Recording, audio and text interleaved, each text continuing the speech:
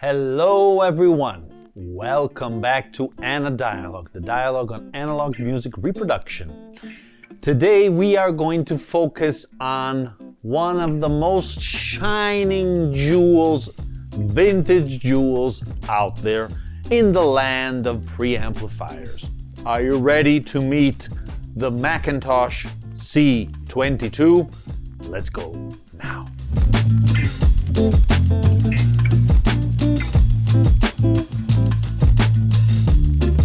Okay guys, as you maybe have understood, I am on the search, on the serious hunt for a quality preamplifier. I have been changing them one after the other. I find good points, but a lot of negative points, so I keep on searching, and you're gonna see quite a few. Part of this journey has already been disclosed during the last years, we could say. For example, the master sound, the Shindo. The master sound is still here because it does have something to say. The Shindo was pretty good, but in the end, I don't know, it just didn't work out for me, considering its cost and all the different limitations that it had. So that is gone. The master sound is still with me, but not enough. So the search continues, and today we are presenting one of the fundamental steps in this journey. The McIntosh C22, the control amplifier, fully tubed. Actually, the rectifier is solid state, but the rest is all tube controlled by 612AX7, also known as ECC83. Okay, so this vintage piece was actually released all the way back in 1963, guys. Wow. And produced, at least the original first version, all the way to 1972. The cost was around $279 at that time, plus there was an extra if you wanted the case, which corrected in current inflation is around $3,000. So it was expensive already at the time. And now, if you go around in good condition, examples go for at least 7,000-8,000 grand. That's a lot, guys. That's a lot of money. In any case, before diving in, I want to do a little bit of the history, because this is a legendary preamplifier, and several versions came after the original one. We're going to take a look at the original one, but I think it's useful and interesting to explore the different passages and evolution of this baby, since today it is still present. Okay, so as we said, number one, the original 6372. The second version came out for a commemoration for Frank McIntosh in 1996. So more than 24 years passed until the second version came out, and it was in production just 2 years up until 1998. And it does say commemorative version for Frank McIntosh. The third version came out for Macintosh's 60th anniversary, and it was produced from 2009 to 2012. Just once again, just a few years, not that much.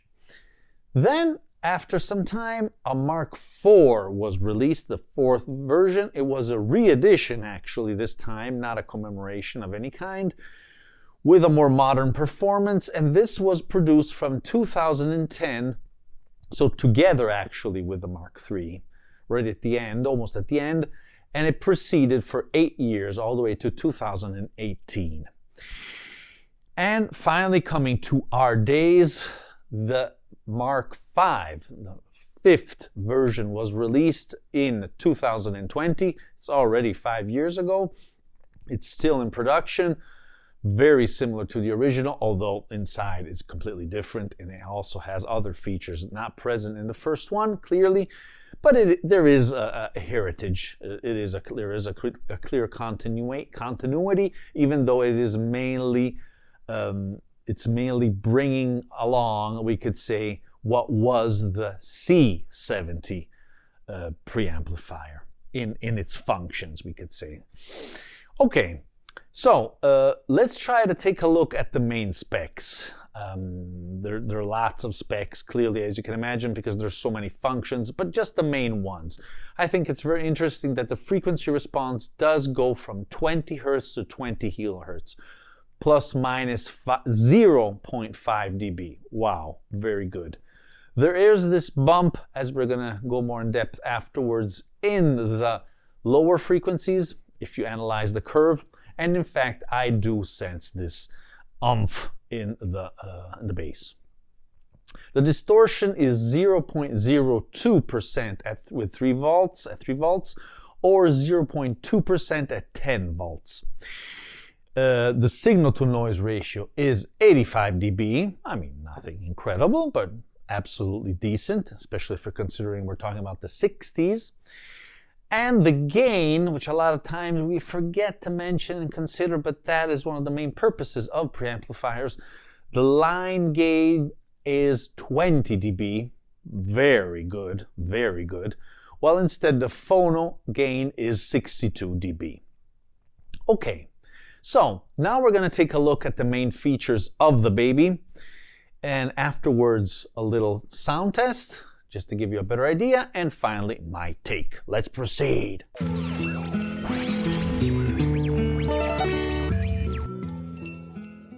Okay guys, let's take a look at the main features of this C22 stereophonic preamplifier by McIntosh. And the features are going to be many. So let's start by turning it on, which is this button right here.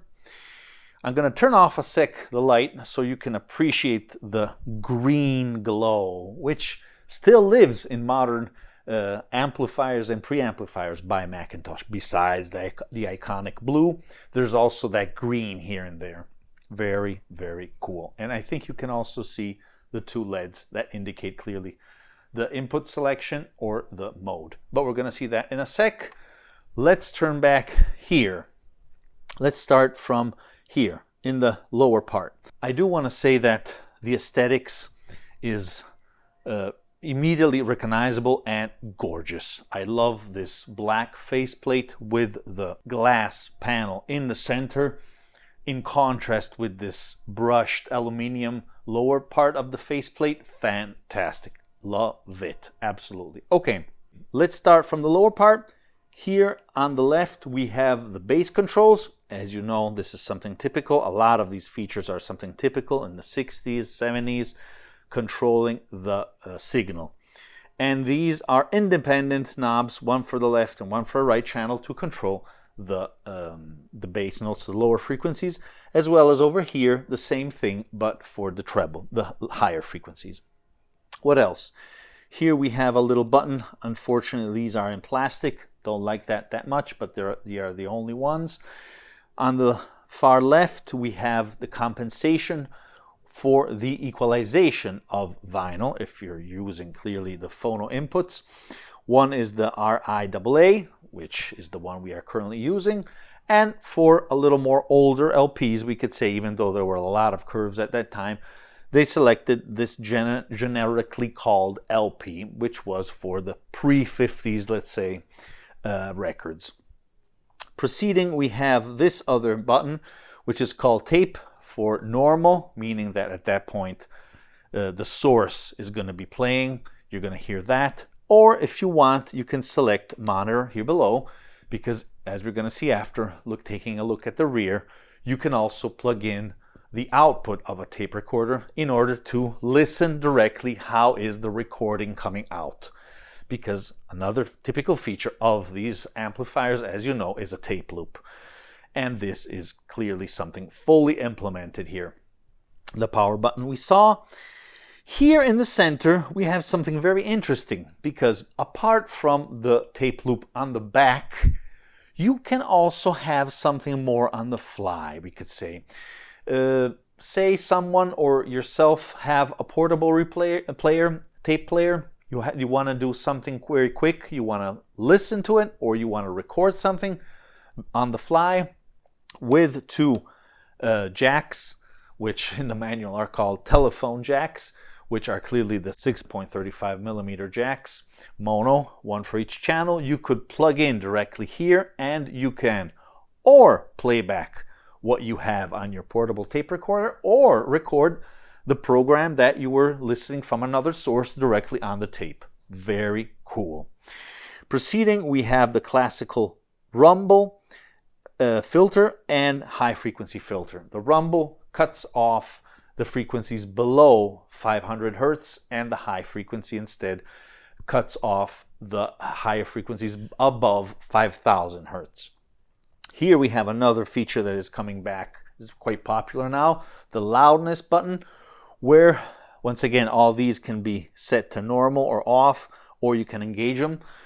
And the loudness, I think you probably know this is something very cool and something that should be even more present, I think, in a lot of amplifiers or preamplifiers, is the fact that you can select this when you are listening at lower volumes. For example, at night, or if there are other people, you don't want to disturb other people, or simply because you want to listen at lower levels. By pushing this button here, you increase the bass and the treble. And at that point, you have a more present signal, because clearly when you reduce the volume and the gain in general, you're going to have less dynamic, we could say, a less dynamic result. It's always better to listen loud, but not only because it's loud, but the signal, if it's a strong signal, the machines just work better. With this, you can try to have a better effect. Okay, let's pass now on the top. Here on the far left, we have the balance button, which can be selected in order to increase a little more the presence of the signal on the left or on the right, according to your needs. Sometimes you could have experience some problems with a tube in the preamplifier, or maybe even in the power amplifier if you're using a tube amp, or maybe because there's some situation in your room, there's something that is creating some reflections and the sound seems a little too pumped on one side or something like that. There are a lot of reasons actually why you would like to have this, which is another typical feature of the 60s and 70s.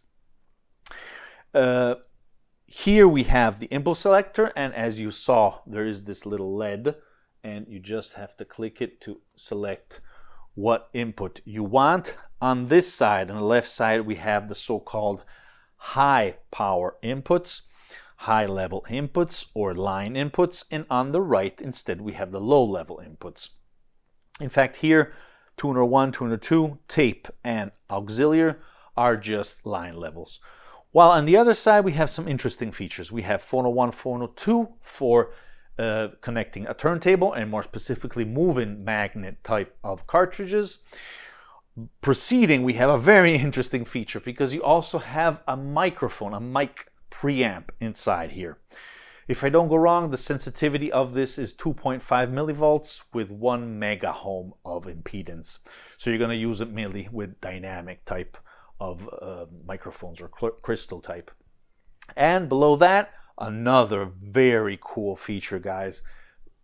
Difficult to find, not impossible, but this amazing preamplifier also features a tape head preamp, meaning that if you have a reel-to-reel tape recorder with a direct output, meaning it bypasses its own preamp, or simply it does not have an inside preamp, or you modified it and you have a direct output from the heads, you can connect it directly to the C22 and you're going to have a dedicated preamplification for that.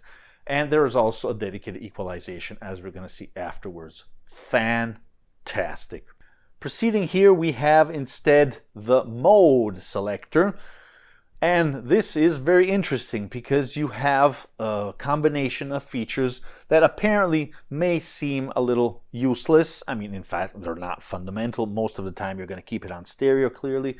But you never know. I mean, these can be helpful, especially if you're hunting for some problems. For hum, maybe a channel is lower than another. Maybe you want to understand if the right or the left channel are properly coming from the left and right side, and things like that. So I found myself using these features several times. So as we said, this normal stereo, You can make a combination of the two signals of two channels in mono, if you need mono, or you can reverse the stereo. And clearly the other ones is a combinations of summing the left and right channel all on one side or the other, or the left and right signal on one speaker or the other, and things like that. And clearly, last but the most important, the volume knob. Okay guys, let's proceed now and take a look at the rear. Okay, here we are. So something actually I forgot to say is that in the front you're also going to see two buttons to detach the whole chassis from the little housing made of wood, because in most cases this was positioned inside a little box, a wooden box. And in fact you can see that in some cases the parts here are a little strange, because you are supposed to put it inside a box, and pushing those two buttons you could detach it, otherwise it's fastened inside. I like to keep it like this also because there are other features up here which we're going to see in a second. Let's first take a look to the inputs and outputs. Okay, so here on the far left you can have all the AC switches. One is unswitched, where you can usually connect, for example, a turntable. The other ones I'm going to turn on what you connect. Something a little old now, old-fashioned. I mean, all of us have plenty of plugs. Here we have the power cord, which is directly connected, as you can see. Voltage is the US voltage. You're not going to find native machines made with EU or Japanese voltage, clearly. The fuse. Okay, proceeding, we have a very interesting feature here. And this part is dedicated to change the polarity, the phase, if needed, if required. In fact, there is a button up here, which we're going to see afterwards. In order to do that, you're going to have to connect the output of the amplifier, power amplifier here. And here, at this point, you're going to connect the left speaker. And if you activate the inversion of the phase, you can check if you're experiencing that problem, or if you're looking to change the polarity for some reason. With this feature here, you can. Here we have the ground. Here we have the outputs, the line outputs. One is combined left and right signal, which is probably used for mono types of situations, if you want to combine the two channels and have a mono experience. Otherwise, the normal main outputs are these. There is also a tape output, which means that this is bypassing mainly the volume control, but also all the different kinds of signal processing, meaning the bass, the treble, reduction.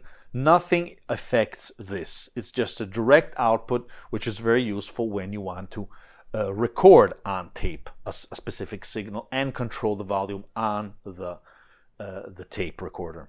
Okay, proceeding here, we have the high-level inputs or line inputs.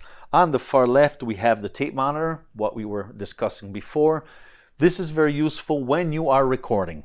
When you are recording and you have a recorder, clearly, that is capable of playing back the recorded signal, but also the incoming signal. You're going to select the tape, how it is recording. Hence, then you're going to connect it here. And hence you're going to click the monitor button in front, and at that point you're going to switch from the input source that it's originally feeding the recording to the tape in order to listen on the fly how the recording is coming out, how is the quality.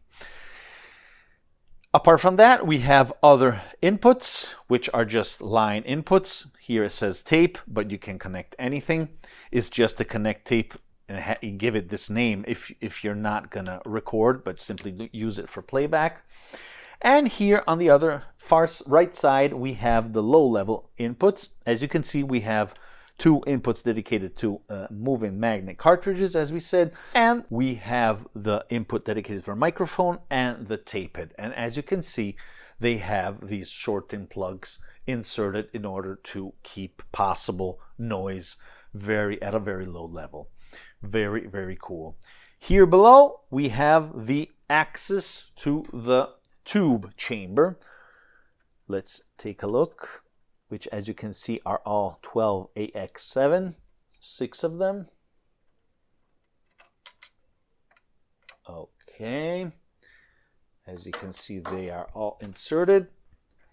And I have a few notes because I think it's useful to tell you what tube does what. Okay, we have V1, 2, 3, 4, 5, and 6. Okay, so V1 and V2 as well as V3 are dedicated to the phono and tape head inputs. Okay, more specifically, V1 is for the left channel, V2 is for the right channel, while instead V3 is for the combination of left and right channel, because remember we also have this output here, L plus R together. Proceeding, we have V4 and V5, which are dedicated to the high level inputs.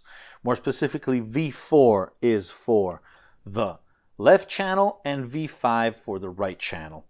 And as before, also V6 is dedicated to the line level, but for the left and right channel combination. So if you want to try to match the tubes, it's better to match V1 and V2 or V4 and V5 or V3 and V6 for the reasons above. But just as you know, if you want to know, I mean, if you just want to have the best of the best, because for example, if you want to put Telefunken, they're extremely expensive, the best is to insert them for the level inputs, which as we said are V4 and V5. If you're planning on not using the phono inputs, for example, just put crappy tubes, I mean working tubes, but crappy tubes in the other part in the beginning section there, V1, 2, and 3. And that's it. Let's take a look at the commands on top.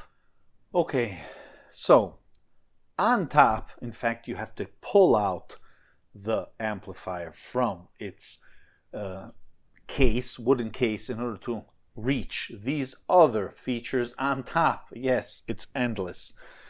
On the left, you can find the tape equalization, which clearly indicates how to position the knobs to obtain the NAB type of equalization, which is the typical equalization for America. But you can also increase or decrease the amount of treble, because these mainly control the treble, in order to have a recording or a playback of IEC or the CCIR type of equalization if you're recording or playing back with that other type of curve. Proceeding here, you can also modify in a more fixed way, we could say, the amount of dBs related to the lower frequencies. You can boost the signal by 6 dB if needed. In fact, I keep it to the minimum. Also, you can change the general output level, meaning I believe the quantity of gain, voltage gain here, or the left and right in an independent way, or as we have seen before in that type of mono situation where you want to combine the two channels, you can also select that type of output level. Very cool. And here you can find those other two features we were talking about.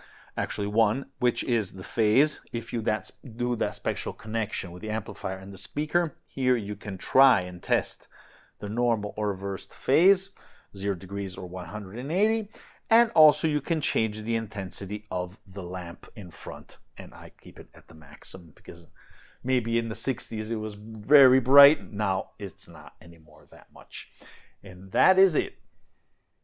Okay, I removed the top screws so we can take a look also in the upper part, just to give you an idea of what is taking place with these big filtering capacitors. As you can see, it has been serviced. They put high quality types of capacitors here. Perhaps some resistors, some new resistors. In any case, the whole thing was fully serviced by an audiophile shop in America. So I am absolutely sure of the performance of this baby. Okay, let's proceed. Okay, so I decided in the end to open also the bottom, and as you can see, once again, all these incredible amount of components for the different type of tubes, resistors, capacitors. Some are vintage, some are new. Actually, most of them, I think I can tilt it a little bit to show you also this other side here, which is amazing. Very, very cool and complicated. Wow. Just wow. Okay, so before proceeding, I did want to mention that I did a little bit of tube rolling, not that much, because unanimously people claim, and I agree absolutely, that the best is to use ECC83 by Telefunken. New old stock, possibly, in any case, vintage, okay? Vintage stuff coming from the past. And the Telefunkens, even though this is one of the most sought after tube out there and it costs huge amounts of money, unfortunately, it is the best sounding. Nevertheless, I did want to try a modern version, and I put a whole stack of 6 tongue soles, Russian-made tongue soles, freshly made, and I must admit that with a very modest expense, were around like $30, not even $25, $30 euro, more or less. And the results were very good, okay? Very good, especially after a little bit of time. They broke in, fantastic.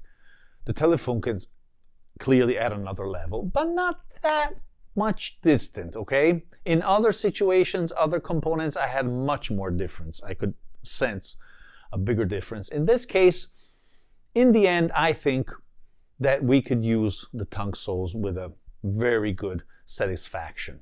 If you want the best of the best, Telefunken is there. Okay, let's try now to listen to something. One small little track. Remember that the track is also here below for download, 96 kilohertz per 24 bits. Let's listen.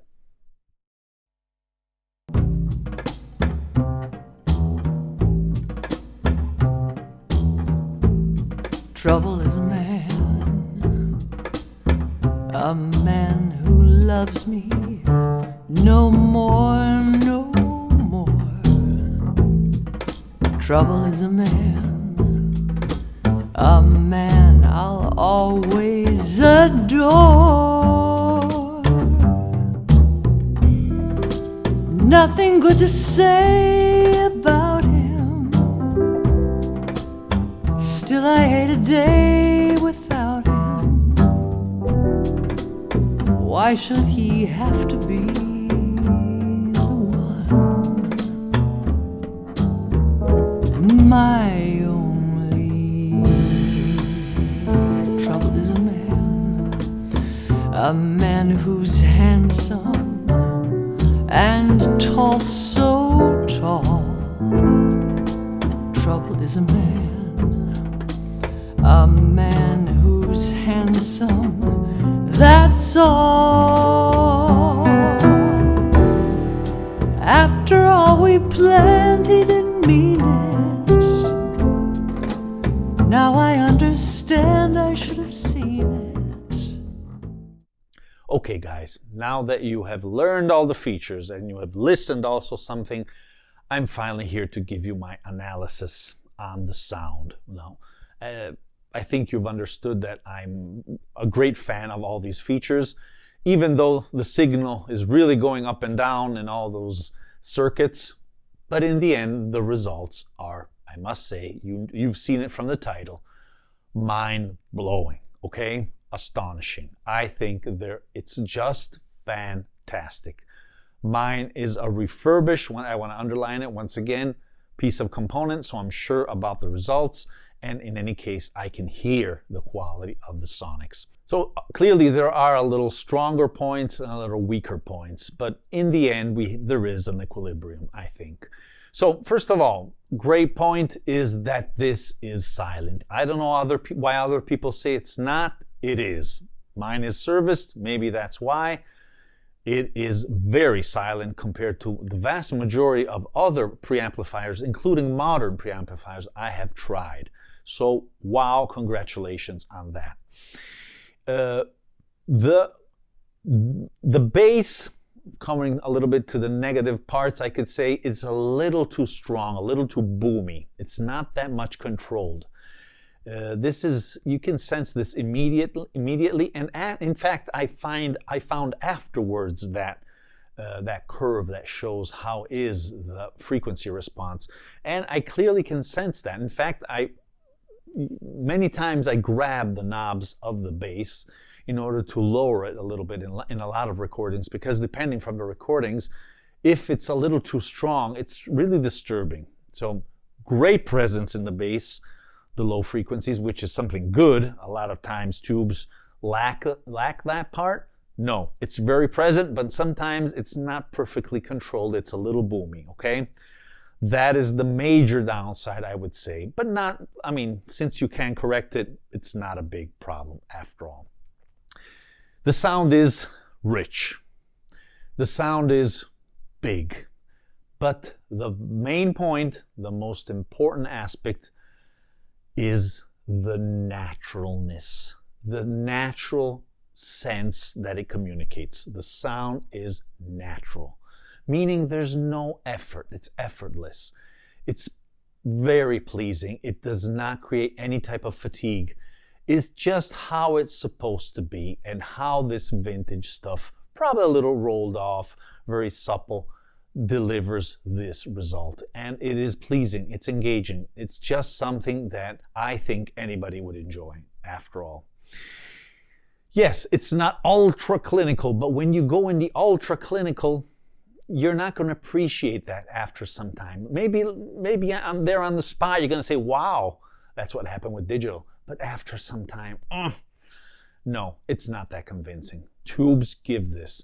Here it's a little more tubey, we could say, the effect, a little more, as I said, supple, warm, fat, but not too fat, absolutely. In fact, I said it's natural, meaning that it does have a connection with what is reality, what's on that recording, faithful to the recording. Another part that I'm not crazy about is the phono stage. It's good, it's very good, but it's not incredible. It's not as a dedicated external phono preamp, absolutely. Like my Luxman or other things that came by, the Audioflight, those are miles ahead, okay? I have to say that. So we're mainly going for the line stage. Guys, I forgot to make a brief comment on the tape, because as you know, I have a direct output from my Studer heads directly to the tape head preamp. It's unbalanced. My connections was balanced, so I had to use a converter. Nevertheless, I must admit that the results are very good. A standalone dedicated tape head preamp is better, but nevertheless, these are very, very good results. So this is another big plus for this incredible machine. And after all, one of the most important points, as I said, is gain. There's a lot of gain, and in fact, it delivers this strong, potent, present signal and recreation of the scenario, of the sound stage. Very, very nice, big, and present, just delivered in an effortless way. Very, very convincing. I highly recommend this, because it is something that is considered vintage, old sound, but when everything is tweaked and perfectly maintained and serviced, the results, once again, as I always been amused by these jewels of the past, it is something out of this world. Thank you so much. Please write in the comments your experience with other preamplifiers. I am very interested. Thank you again for watching, and remember that music is born analog. Hey there, if you are enjoying my content, please consider to subscribe. It's free, and it will help the channel tremendously. Also, don't forget to explore my prior videos. There's something for everyone. Welcome to the audiophile community.